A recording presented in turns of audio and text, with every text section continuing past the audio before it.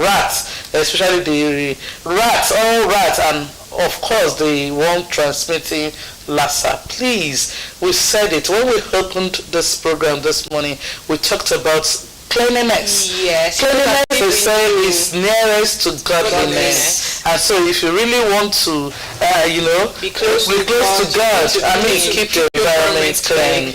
Very, very important. We kind of underestimate the relationship between our health and our environment. Sometimes we feel, our environment doesn't play a role in how well we are.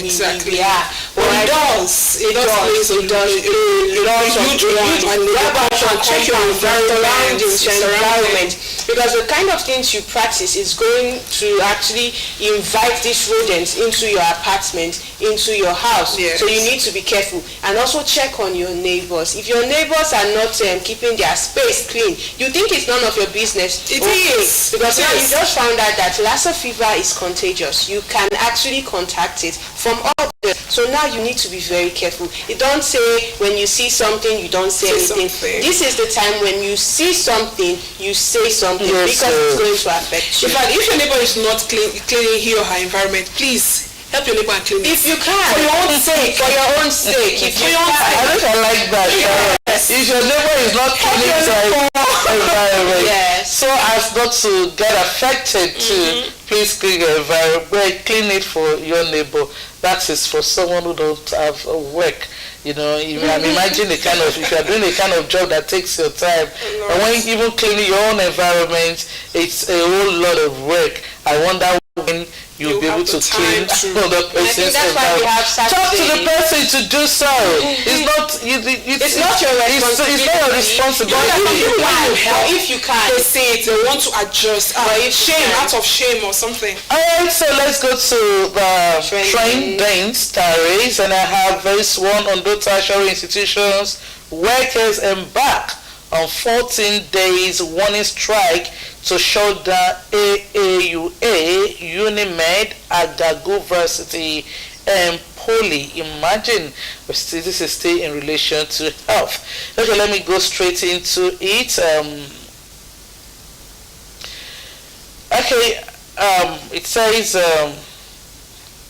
I'm trying to get this story. If you can, if one of you have it, please let's see how we. Okay, it says, kindly recall that several efforts have been made by the leadership of the Joint Action Committee of Ondo State-owned tertiary institutions, JAC ODSTI, to call the attention of the state government, especially the visitors of our institutions, to our plights and poor living conditions occasioned by poor and inadequate funding funding of the various institutions, failure to implement the national minimum wage, failure to pay accumulated arrears of previous national minimum wages, failure to pay the last tranche of our wage award, failure to pay gratuities to our retired members, and failure to pay 6 months outstanding salary arrears to the workers of the Rufus-Giwa Polytechnic. Said they have written several letters to the state government, and they've met personally with Mr. Governor on 1st May 2025, where promises were made to resolve all demands, but nothing has been done to put smile on the faces as promised by Mr. Governor. This mandated us to issue a 7-day ultimatum to the state government on 2nd June 2025 to meet our demands. But up till now, we have not, heard or seen anything being done to resolve our issues. I haven't realized that the state government is playing politics with our lives and the lives of our children in all the state-owned institutions as well as tertiary education sector in Ondo State.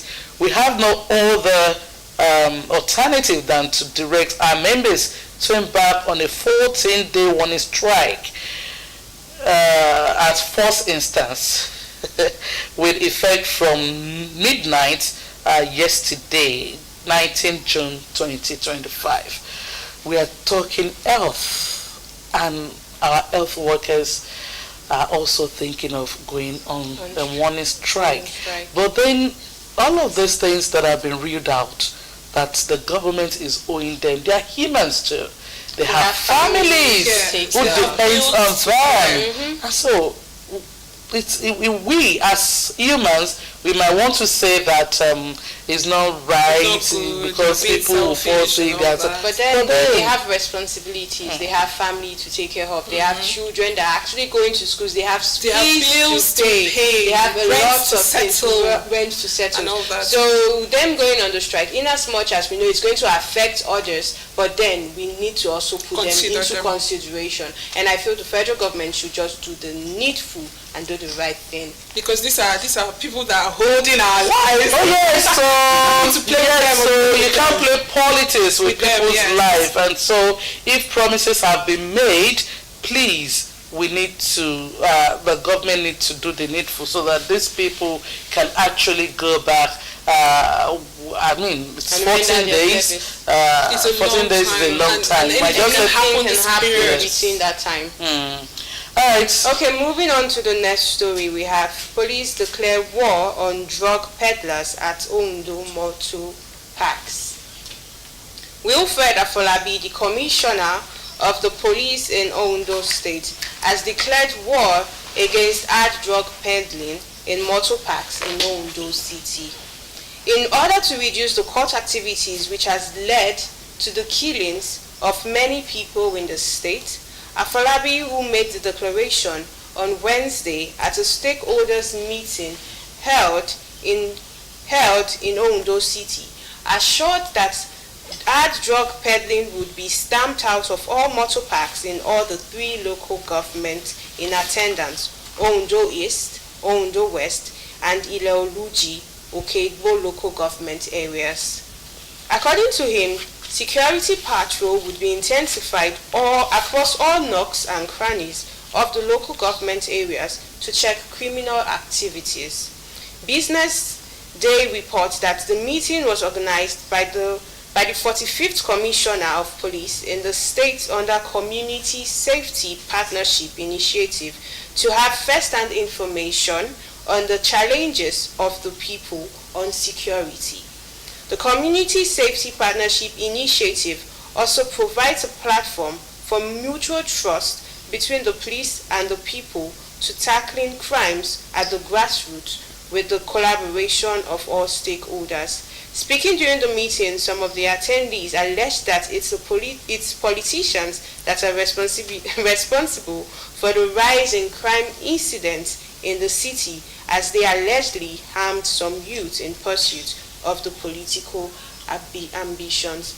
Okay, we're talking about drug peddling and in motor parks. This is an issue that needs to be addressed, because now imagine if these drivers are actually getting these drugs and then you are taking passengers from one state or one community or one local government to another. Now, how are you even going to function well when you are under the influence of hard drugs? It's common among our youths. This hard drugs is common amongst our youth, and there's a saying, youths are the leaders of tomorrow. So are we going to present youths who take hard drugs as leaders of tomorrow? Taking responsibilities, being in a position, high place position. How do they intend to talk to the younger generation about not to take hard drugs when you, as a young person, you're already into the system of... They are not acting as... They are not acting, exactly. So if there is a way the government can help us, because this is affecting everyone, even inhaling it alone, it affects the body. If someone is taking it and maybe puffing it out and you're inhaling it, it affects the body. So if there is a way we can curtail this, in maybe set up an agency or a government stuff. Yeah, like agencies that can to be charged with taking these people. And we should also consider the fact that most of these agencies too, they should be clean. It's not about you smoking people from taking these drugs. Yes. Are you doing your job exactly? effectively? You yourself. Are you not? You're not. I hope you're not taking it. If you're being checked, you know, you're not taking it. So if there is a way we can.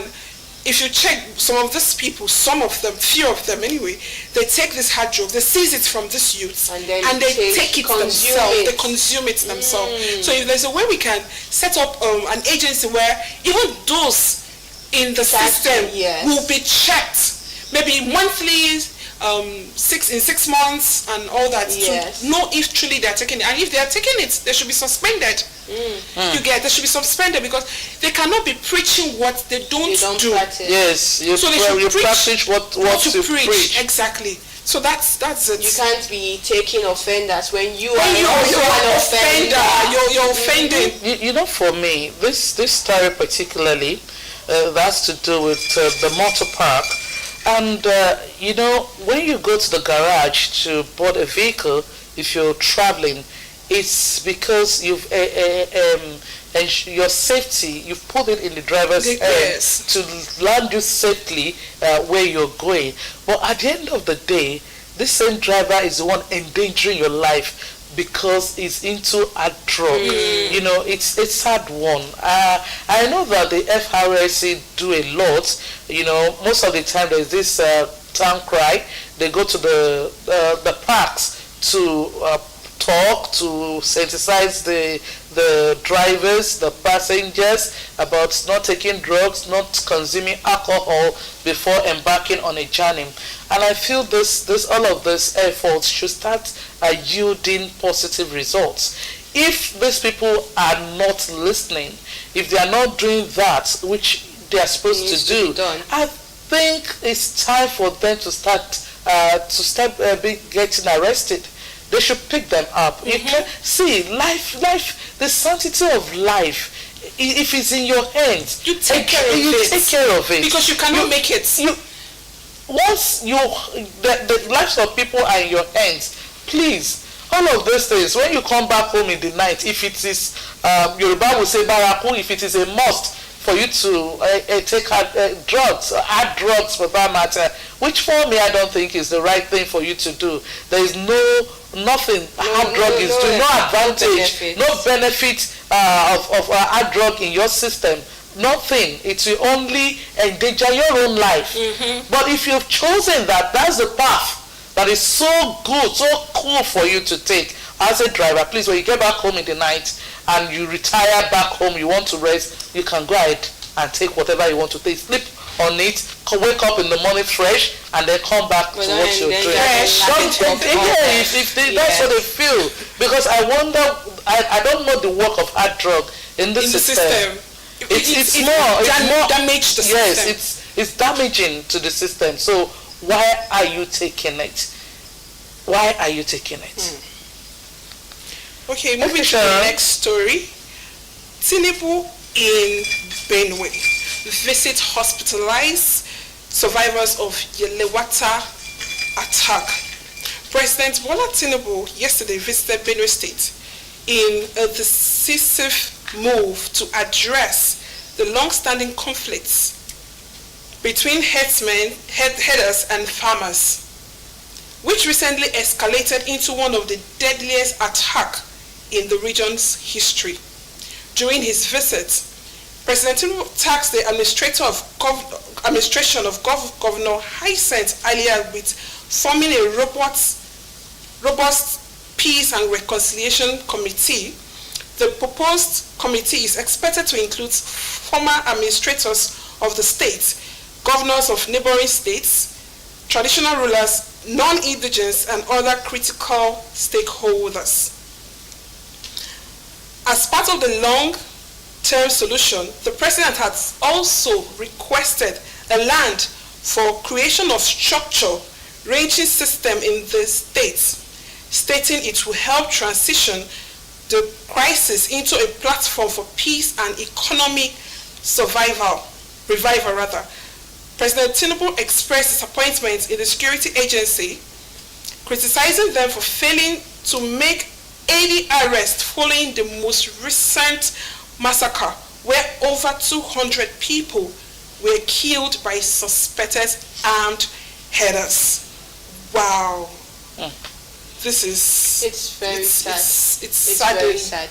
And this is why I keep saying security in Nigeria, not just Benue State, not just Plateau State, not just all states in Nigeria needs to be guarded. Yes, needs to be guarded. Because I think even this morning we got calls from some residents saying even where they are staying, it's not safe. That herders are everywhere. I think nowhere is safe in Nigeria. Nowhere is safe. And that's why security needs to just be put in place. But we have these people, don't we? We have them. We do. We have them all over. And the point is, they, I don't know if they are working, trying to safeguard the lives and properties of people living in Nigeria. Because it's sudden where you watch people, lives just going like that. It's really sudden. It's I don't know, it's painful. These are lives that you can't create, you can't give. It's like, once you let it fall, it's gone. You can't get it back. You can't get it back. You can't take it back. You can't gather it back. Anyway, really it's a good thing that the president visited Benue over the killings of those innocent people, and the fact that he paid a visit to the hospital to see that's for those who survived, who were injured in that incident. But then a lot of questions have still been asked. What is with Benue? What is the issue there? What are the underlying wahala that they are not talking about? I think sometimes we need to tackle, we've said it on this show severally, that we need to go to the root. The root is what the problem is. The president said that the Benue people should accommodate, and that it's a part of their land should be given to them for grazing, and then they should live in peace and harmony. And there are stories flying around that these people want to come and, in fact, I watched a television interview where one of the Benue indigene diaspora was being interviewed, and he said that their plan is to come and take over Benue State, drive away the indigents, kill the indigents, and then take over that place. And one thing we should know is that if this kind of thing, we're saying food is expensive, things are expensive. Don't forget that Benue is a food basket of the nation. These people are predominantly farmers. And if all of this thing is happening in Benue State, and they can no longer, yes, it will affect every one of us, the generality of Nigerians, when they can no longer go to the farm, when open grazing is now the in thing. And I also love what the president says. He said, a cow life is not more important than human life. So why are people, why are they allowing this? Why are they coming? Why are some governments, some people thinking the life of a cow is worth more than human life? Benue killings, it's becoming unbecoming. Thank God that the president also said committee of elders should be set up, so that they will look into it and see what is happening. Some might also say this is not the time, because I know that the governor of Benue State also came out to say, don't defend yourself. He said, don't defend yourself. So, and I know that this is so that there won't be there won't be war. It will escalate into war. And he said community policing is what will solve this problem. I know that a lot of governors across Nigeria have been calling for community policing for a very long time. And I don't know why that is so difficult to do. I know our former governor, the late governor, stood his ground to say, Amotekunde must stand in Ondo State. And today, the Southwest states have Amotekunde. Yeah. So the federal government needs to look into this area of community policing. But they know the people. We are together, they live together. Closer to the grassroots. Exactly. Yes. And although some have also come out to say most of these people are not Nigerians, but the truth is, whether non-Nigerians or not, they work in collaboration with those in that community. Yes. So something needs to be done. All right, let's take this one. It's talking about Benue killings as well, and where one of the members says, enough of condolence visit. The Nigerian Senate has expressed deep frustration over the recurring bloodshed in Benue, Borno, Plateau, and other parts of the country, declaring that lawmakers are exhausted from offering condolences while lives continue to be lost in droves. Speaking during a press conference on Tuesday at the National Assembly Complex in Abuja, Chairman of the Senate Committee on Media and Public Affairs, Senator Yemi Adaramodu, said the upper chamber is appalled by the unending cycle of violence and grieving. He said, and I quote, "We are tired of paying condolence visits. We are tired of mourning our people from Plateau today, Benue tomorrow, and Borno the day after." Adaramodu said, visibly exasperated, "These senseless killings must stop. Enough is enough."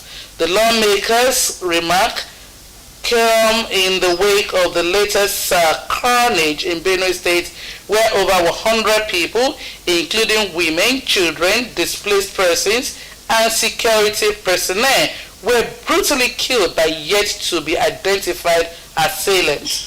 Homes were razed, communities decimated, and survivors left traumatized. In response, the Senate announced that a delegation of lawmakers will join President Bola Tinubu in a solidarity visit to Benue, which happened on Wednesday, in a move aimed at calming tensions and showing national support for the grieving communities. This is still on security, and I would still say the security aspect in Nigeria needs a lot of reforms.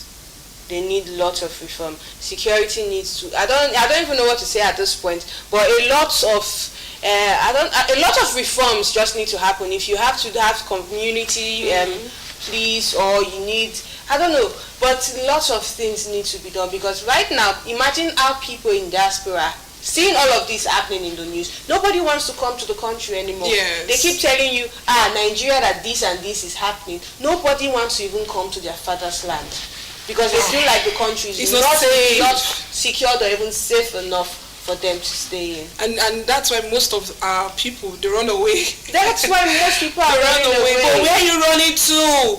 You're leaving us behind, and you're still going to come back, because this is where you belong. This is your home. This is your country. You need to fix your home before you go out. You can't just leave your home at the hands of people that will destroy it, and you go out and you think you have this assurance that you will come back and you meet the place still safe and sound. So I think this security thing, it should be something we put into consideration and put people in place to look into these things and how to tackle them in a peaceful way that will not conflict or that will not raise issues between communities and individuals, more clashes and all that. So we need to work on that. We need to. I think now that the lawmakers are talking, for me, I've been saying it. This condolence, we sympathize, we are in solidarity, we pay condolence visits, and actions are not taken. If the lawmakers are saying enough is enough, that all of these paying visits, standing in solidarity. They are tired. Something that can actually not even happen. They should bring these people that are preventable. Let's know them. Let's hand them over to the right authorities and let them, maybe we should use someone as an example. Maybe others will learn. I don't know. Others will indeed learn, because this is becoming frustrating and tiring all the time when killings take place in the states. You talk about Plateau today, like he said, Borno tomorrow, Benue after, Taraba. All is tiring. These are lives that have been lost. Yeah. And something needs to be done. I think it starts with what can be done? What are those?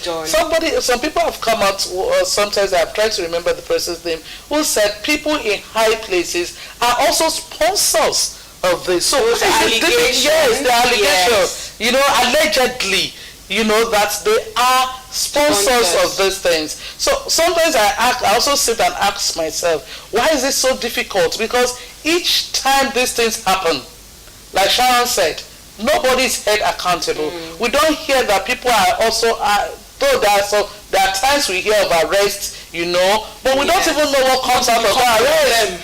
At the end of the day, are people made to face the music? The perpetrators, are they punished? Are they held accountable to serve as deterrent to others so that this can stop? How is our surveillance system? How is our intelligent gathering? What is being done? I also, when the military man that spoke and tried to remember his position, I said, no, now, these are lives. Everybody's life is important in this world, and nobody has the right to take it as they wish. I can see how you're boiling, because it's actually it's painful. It's painful. These are people's wives, people's mothers, children. Children are even involved. This one that happened last in Benue, it was about to rain, and they all went in. Minutes later they were swooped on, and the killings, burning, and it's so sad. And for me, I'm tired of talking about it. Week in, week out, we are talking about security. I think we're all tired of it. Nigerians are tired about it. Yes. We need actions now. We don't need words or condolences. We don't need condolences. We need actions. Like, okay, we are taking this towards curbing this. So person have been caught. Yes. We need stories that things are being stories done. that will put fear in the hearts of these perpetrators. Yes. That whenever they want to take such an action, they'll caution themselves, like, such a thing, they caught one of us the other time, and they'll discipline themselves. Yes. Because honestly, I'm asking, what do you tend to gain from taking people's Nothing, life? actually. Nothing. Nothing. Okay, moving on to our next story. Death toll rises in Mokwa tragedy as 700 remain unaccounted for. The Niger state government said over 700 persons are still missing following the recent flooding in Mokwa community in Mokwa local government of the state. Governor Umar Ubago stated this when he received Major Amza Mustafa, former Chief Security Officer to General Sani Abacha, and his friends in a condolence visit over the recent flood in Mina yesterday. Bago, represented by the Deputy Governor, Mr. Yakubu Gabar, also said that 207 people had been confirmed dead and over 3,000 households displaced. He noted that the flood caused extensive damage, with 400 households damaged, while 283 houses and 50 shops were completely destroyed. He appreciated individuals and corporate organizations for their donations and contributions, noting that the incident was a national disaster. Bago said the state government was working with professional organizations to determine the root cause of the flood and was awaiting assessment results. Still on flood, still on environment. And I said this earlier, people are taking for granted the relationship between our environment, our lives, and our health. the relationship is very strong. Very strong. Very strong. One cannot do without the other. One cannot do without the other.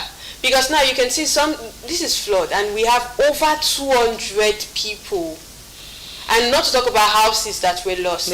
Properties, shops, businesses. And people people are still not accounted for. It's painful. Oh, well, I don't want to be the one spreading bad or negative rumors, but of course, it's flooding. They have not been accounted for. I am very certain that they may not even be, like, even if they are going to be found they're not going to be now. alive. Yes, some of them might have been washed away. Yes, by the, they just need to water. maybe look for the body, and that's all.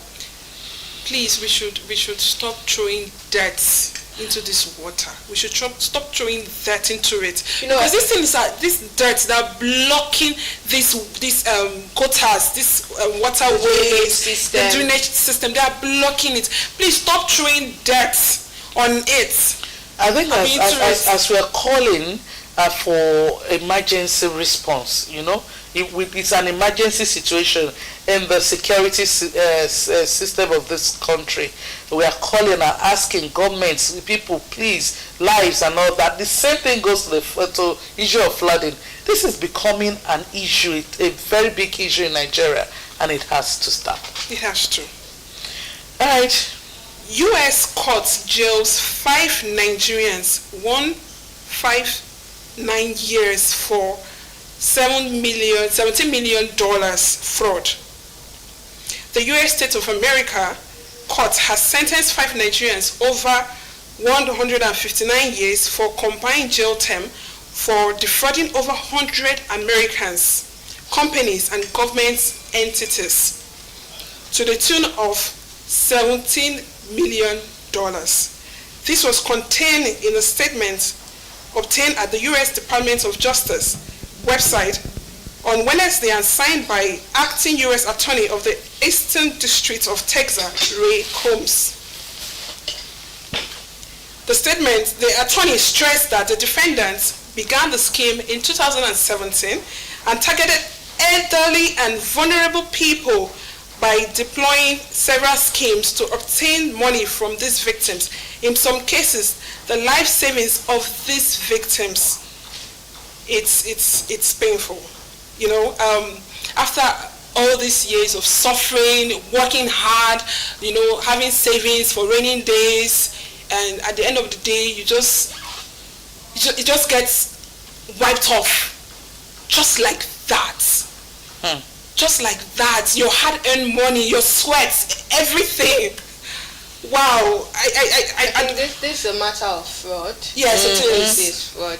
And in as much as, I think for the past few weeks we've been praising Nigerians in diaspora because we've been hearing lots of good and great news about them. So this coming from a Nigerian, I think 5 Nigerians. Yes, it's really sad because it goes a long way in how Nigerians are being represented. Because now hearing this, you see, Nigerians at it again. Yes. Why can't we just keep up with the good stories that we've been receiving from our people in diaspora? So they need to do better. Maybe that's why they don't want us to. You see lots of countries, they are banning Nigerians from entering their country. These are the little things that not little things, because it's a major crime. Yes. It's a major crime. These are things that are stopping others, or that are making them stop us from coming over. When you are somewhere and they ask you where you're from, and the moment you say Nigeria, you get this kind of look like, Nigeria. They tend to want to apply caution. Because they feel like, but when you tell them you're from other countries, they'll probably they feel more relaxed. But when you tell them you are in Nigeria, they feel the need to guard themselves because they feel like, Nigerians, they are very manipulative, or they are not to be trusted. And these are the reasons. And I think we Nigerians, we need to do better. We are very intelligent people. I believe we should channel our intelligence into positive things. Yes. Where we'll be praised. Like you said, Nigerians are doing quite well out there. We occupy big places, good places. We top the classes. Yes, we top classes. Talk of the professional aspect of it. We are doing so well. can we just remove this negativity? I mean, let it take it away from us.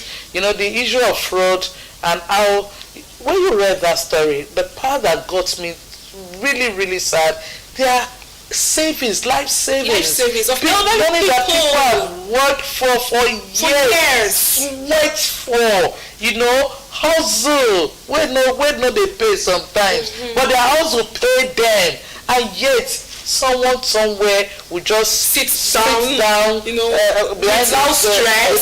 behind his system and begin to do things. It's so sad, so sad. I think my joy is that they were caught. They were caught. Yes, and this is what we're talking about. Maybe they catch them. Abi. Let them learn. Let them face the music. No, you can't put people in so much a kind of space and then you want to be chopping their money and enjoying their money. Possible, you know, you're chopping their money. It's not nice. All right, let's move ahead. Gun-like object in Adefarason's video is a prohibited stun gun. That's by the police. Okay, the Lagos State Police Command on Tuesday clarified that the object resembling a firearm seen in a viral video with Pastor Paul Adefarasin is not a lethal weapon, but a stun gun classified as prohibited anti-riot equipment. The clarification was made via a statement posted on the command's official X handle, formerly Twitter. The statement followed growing public concern over footage showing the house on the rock founder wielding a gun-like object while driving an unregistered vehicle. According to the police, Adefarasin voluntarily turned himself in and has been cooperative with the ongoing investigation. He was interrogated and gave a cautionary statement to investigators. The command confirmed that the object seen in the video was recovered and verified to be a stun gun, not a firearm. Adefarasin has since been granted administrative bail, and the authorities assured the public that the outcome of the investigation will be made public upon completion. You know, I said it, that the fact that when doing this short service, he did not address what he was holding. He said it was not a gun, but he didn't address it. That means that was what even gave room for suspicion. That the fact that you didn't say what it was, meaning that it is something that is prohibited. And I think now it confirms it. And I would also say I watched the video, and I would say there was no need for him whatsoever to even bring it out to threaten the content creator, because I felt like the content creator posed no threat at all to him. Even though it's not a lethal weapon, it's a weapon that it's used to. I'm trying to remember. I think it's like a taser. Yes, it's like a taser. So it's not like it's going to hurt anybody. It's not going to kill or anything. But the fact remains that exactly. But the thing is that it is prohibited. It is. So how was it gotten? What was it doing with it? What was the intention behind it? Exactly. Like I also said, it's not as if he was in danger of any sort. It wasn't. Because if he was in danger of any sort, well, people might now start talking like okay and all that and all that. But this doesn't seem to be in danger. Two things. He had an object that was prohibited. One, in Nigeria. Two, he was moving in an unregistered vehicle. Yes. Really? Yes, that's the story says he was driving an unregistered vehicle. And so now the story. In fact, yesterday my husband was showing me something that they're already calling for his arrest. You know, he voluntarily went to the police station when he knows when it was becoming too much and all that. He went voluntarily and he submitted. Made the right move. Yes, that was honorable. Yes, that was honorable. But the truth is, someone said that there are a lot of things on social media say if not politician now, they not go in case not go reach this one, they will know how to just hide it. But then I pray. The truth is, no matter whose horse is God, the right thing must be done in Nigeria. If it's against the law, there's something must be done about it. But some are also coming up to say it's a plot, to actually ridicule him. It's not a plot. Because he doesn't belong to some Christian that's one thing we do in Nigeria. We try to cover things up. We don't like to see it the way it is. We try to bring up issues to cover, give excuses for things that we ought not to. Yes. I don't think this is a plot because the action was taken by him. So it's not like someone did something and they are exactly. You took that action. You did this, and people are only judging based off what you took. Yes, so it's not a plot or anything like they are trying to say. Okay, moving on to people in power, like you said. Court grants Senator Natasha 50 million naira bail, slates September 23rd for trial. Still Natasha. Okay. The High Court of the Federal Capital Territory, FCT, sitting at Maitama, has granted bail to the suspended senator for Kogi Central, Natasha Akpoti-Uduaghan, to the tune of 50 million naira. The court, in a ruling that was delivered by Justice Chizoba Oji, rejected application the federal government made for the defendant, who was arraigned on 3-count charge, to be remanded in prison custody pending the determination of the case against her. Justice Oji held that she found no reason to deny the defendant bail, saying there was sufficient evidence that she is willing to face a trial. Consequently, aside from the 50 million naira, the court held that the defendant must produce one surety who must be a person of integrity that owns a property in Abuja. The court based its decision on Section 36 of the 1999 Constitution as amended. The case was subsequently adjourned till September 23rd for trial. Federal government is prosecuting the lawmaker for allegedly making a false claim that the Senate President Godswill Akpabio and a former governor of Kogi State, Alhaji Yahya Bello, were behind plot to assassinate her. According to the charge, by making such false imputation that tarnished the image of others, Senator Akpoti-Uduaghan committed an offense under the law. Okay, this brings me back to what I've been saying. For you to accuse people of something, you should have your evidence.